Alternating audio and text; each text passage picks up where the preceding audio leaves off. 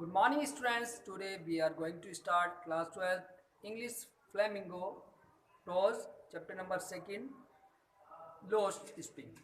It is written by Anis Jung. Okay, as you know that we have told and explained this chapter day before, and it is the second story of this chapter. It is the story about the Mukesh. Now we start. It is his karam, his destiny, says Mukesh grandmother. यानी मुकेश की दादी माँ कहती है कि यह उसका भाग्य है, कर्म है उसका। डेस्टिनी कहते हैं किस्मत, यह भाग्य है। Who has watched her own husband go blind with the dust from polishing the glass of bangles. यानी उसने क्या है, दादी माँ ने क्या देखा है कि अपने पति को अंधे हुए देखा, होते हुए देखा है, जो जो कांच की चूड़ियों के ऊपर पॉलिश करते थे। यानी उसकी धूल की वजह से उसके पति भी अंधे हो गए थे, ब्लाइंड हो गए थे। Can a god given lineage ever be broken? Lineage कहते हैं ट्रेडिशन, परंपरा। क्या भगवान की एक ये दी हुई जो परंपरा को तोड़ा जा सकता है? शी इम्प्लाइज, वह कहती है, born in the caste of bangle makers. वो कहते हैं कि एक बेंगल मेकर्स यानी चूड़ी बनाने वालों की जाति में पैदा होना क्या है, एक they have seen nothing but bangles. यानी उन्होंने कुछ नहीं देखा, यानी जो बच्चे हैं उनके, उन्होंने कुछ नहीं देखा पूरी ज़िंदगी में, बस सिर्फ एक ही चीज़ देखी है। क्या देखा है? In the house, in the yard, in every other house.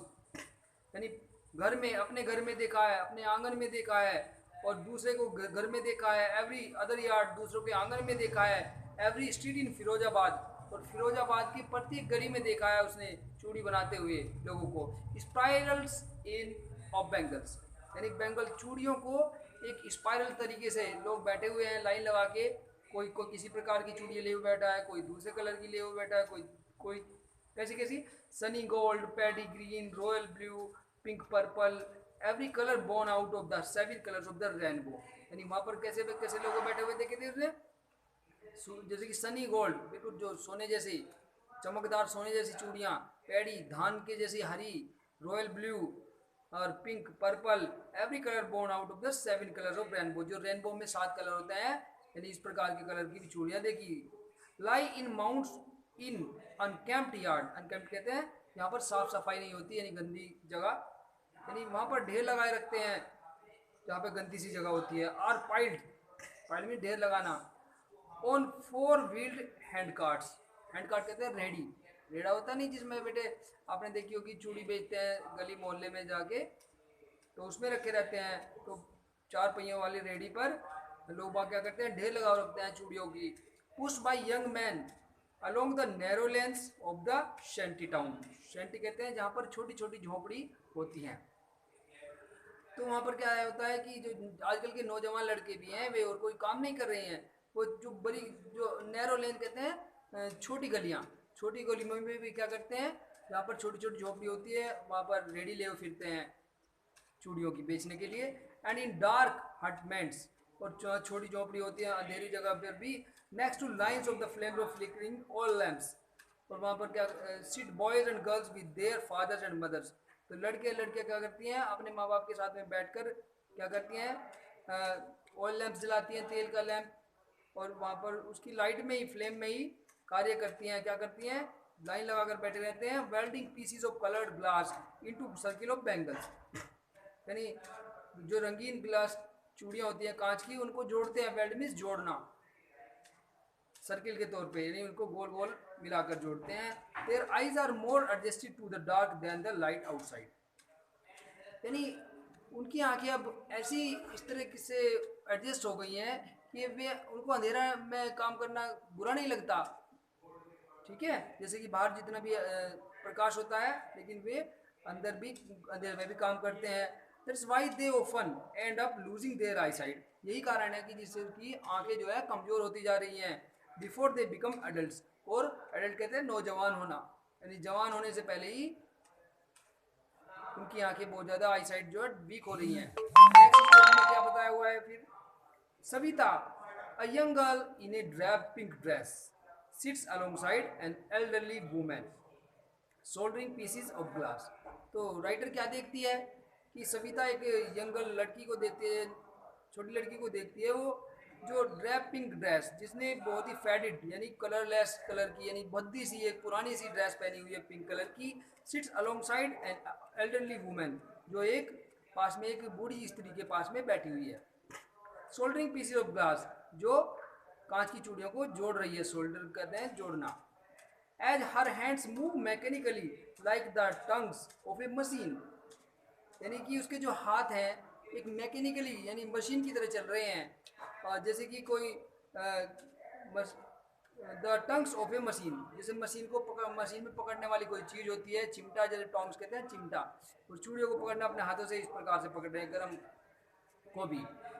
I wonder if she knows the sanctity of the bangle she helps make, यानी मुझे आश्चर्य होता है कि वह इस बात को जानती है कि ये बहुत ही पवित्र चीज़ होती है, सेनिसिटी का मतलब पवित्र, जो चूड़ियाँ हैं वो बहुत ही, और सी हेल्प्स मेक, और वो उसको बनाती हैं।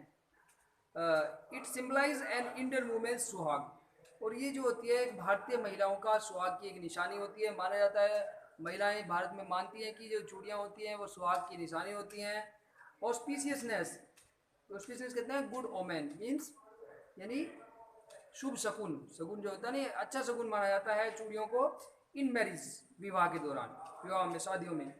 It will drawn on her suddenly one day when her head is draped with A red well, यानी अब क्या होगा कि उस लड़की को,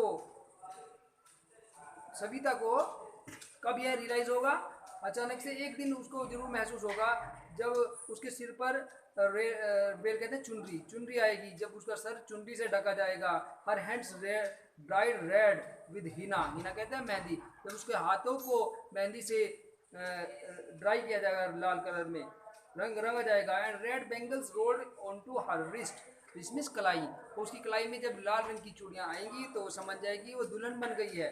she will then become a bride, और तब वह एक ब्राइड बनेगी, मीन्स दुल्हन बनेगी, जब उसको समझ में आएगा कि कैसे किस प्रकार से जो चूड़ियाँ होती हैं एक सुहाग की निशानी होती हैं।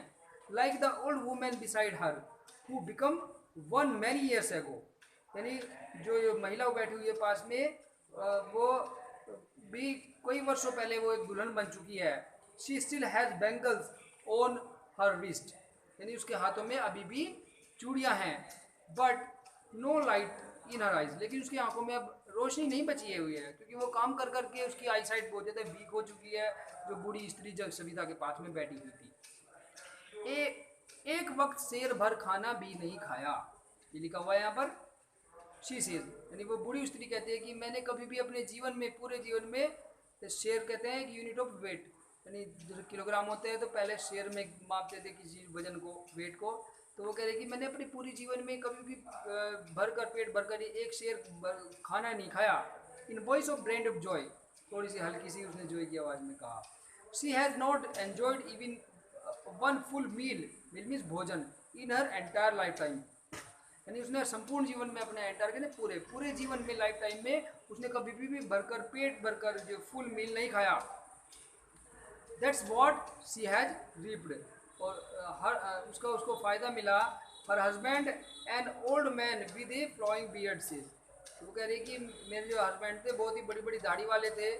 Says I know nothing accept bangles, वो खुद ही कहते थे इस बात को कि मेरे पे कुछ नहीं आता, मैं कुछ भी नहीं जानता सिवाय बैंगल बनाने के सिवाय कुछ नहीं जानता। All I have done is make a house for the family to live in, और जो मेरे पास है, अब मैंने चूड़ियों को बेच कर ही मैंने सिर्फ अपने पूरे जीवन में एक घर ही बनाया है जिसमें अपनी फैमिली को लेकर मैं रहता हूँ। ओके स्टूडेंट्स, बाकी का पार्ट नेक्स्ट वीडियो में करते हैं। Okay, bye bye.